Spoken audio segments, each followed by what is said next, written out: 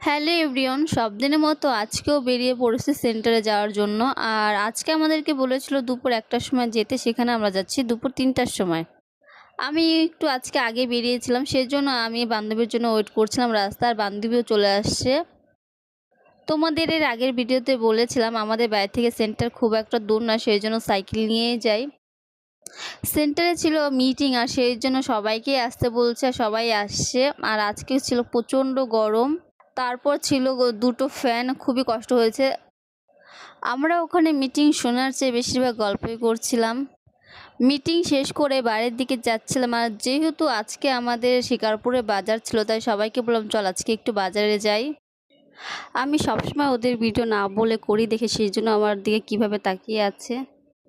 আমরা তিনজনে মিলে এক জায়গায় নিয়েছিলাম পেঁয়াজি, সিঙ্গারা, চপ। আর ভিডিওটা ভালো লাগলে লাইক, সাবস্ক্রাইব, শেয়ার করে দিও। দেখা হচ্ছে নেক্সট মিনি ব্লগে।